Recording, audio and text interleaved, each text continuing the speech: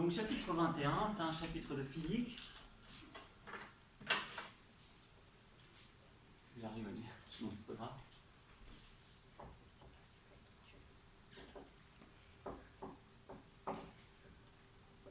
C'est même un chapitre sur l'électricité.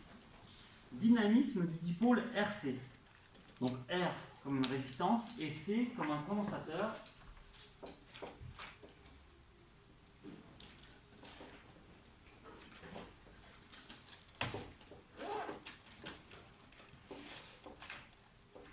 Dipôle, hein, ça veut simplement dire qu'il y a deux pôles.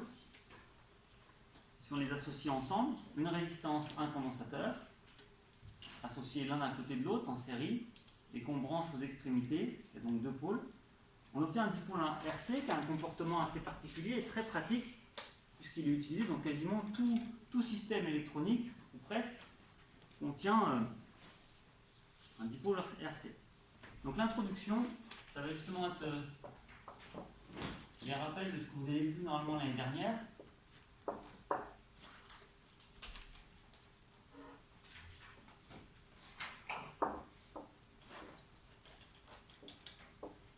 Donc c'est la page 424 de votre livre. Et tout d'abord, l'idée de l'intensité. Vous avez entendu parler depuis longtemps. Qu'est-ce que c'est l'intensité? On va essayer de comprendre pourquoi ça ne marche plus. Hein. Que quelqu'un serait capable de me répondre? Damien? C'est plus ou moins la quantité d'électrons, la quantité de courant qui passe. Oui. Donc comment on va mesurer cette quantité? La quantité qui passe, on va dire la quantité qui passe par unité de temps. Combien il en passe par seconde. Donc on peut appeler ça un débit. Comme le débit de l'eau qui coule dans une rivière. Tu as parlé d'électrons.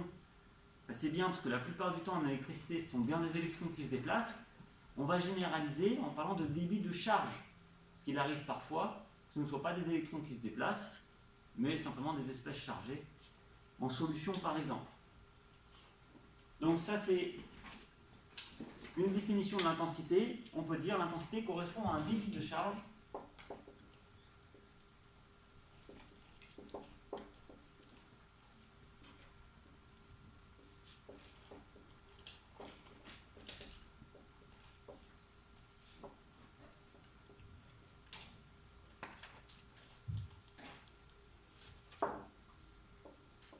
Et alors, quand l'intensité ne dépend pas du temps, qu'elle est en régime permanent, c'est constant, on note plutôt un grand I. Les charges électriques, ça se note par un grand Q. Et le débit, c'est le nombre de charges qui passent par seconde, donc on divise par le temps. Donc voilà la formule que vous avez vue normalement l'année dernière. Les unités, les charges, c'est en coulombs.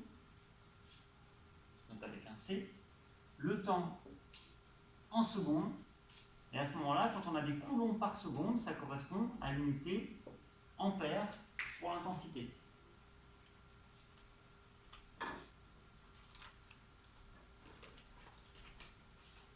Ensuite, quelque chose qui est très souvent utilisé aussi en électricité, c'est ce qu'on appelle la loi d'Ohm.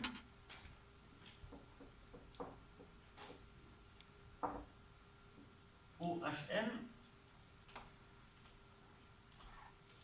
Donc c'est lorsque vous avez un conducteur ohmique, on peut appeler parfois plus rapidement une résistance.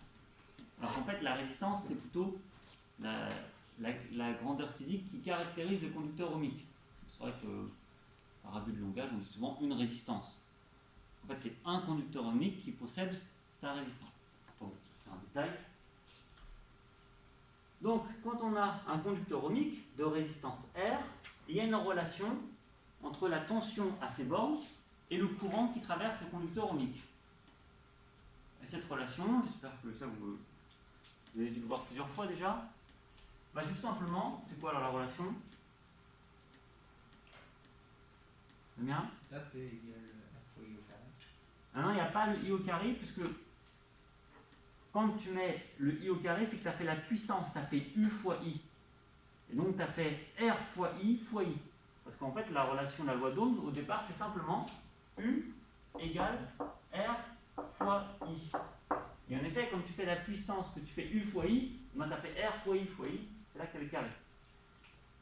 Donc U, souvent, enfin là c'est noté comme ça pour la tension aux bornes de la résistance, c'est noté UAB, donc je note UAB. En fait, quand on donne une tension, c'est toujours la tension entre deux points.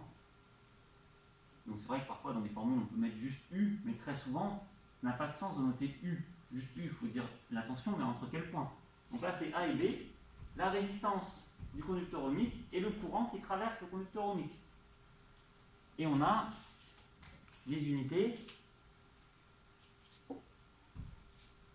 I est en ampères, R qui est en ohm, symbole oméga, et V, et U qui est en volts.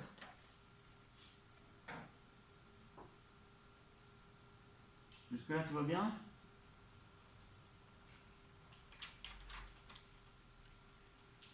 L'autre point que vous avez vu l'année dernière normalement, c'est la loi d'Émaille. Alors, la loi d'Émaille, il y a un peu plusieurs façons de voir ça. On peut l'appliquer directement si les tensions sont fléchées, c'est ce qui est indiqué dans votre livre. Vous voyez les flèches de tension. En fait, pour un récepteur, donc quelque chose qui reçoit de l'énergie électrique, la flèche de tension, elle est opposée à la flèche du courant. Si je trace le courant, je le fais partir du plus vers le moins, et pour tous les récepteurs, la flèche de tension est dans l'autre sens. Il n'y a que pour le générateur que la flèche de tension est dans le même sens que la flèche du courant.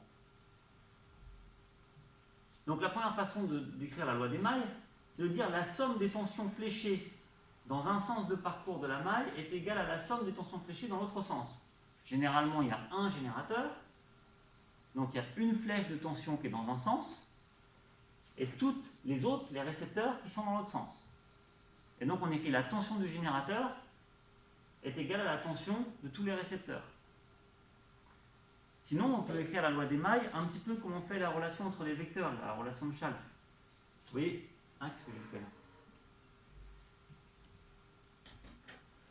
Vous voyez, on a UAE, et ben on a intercalé des lettres, est égal à... C'est fini ça? Ah oui, c'est vrai que celui-là il marche pas bien.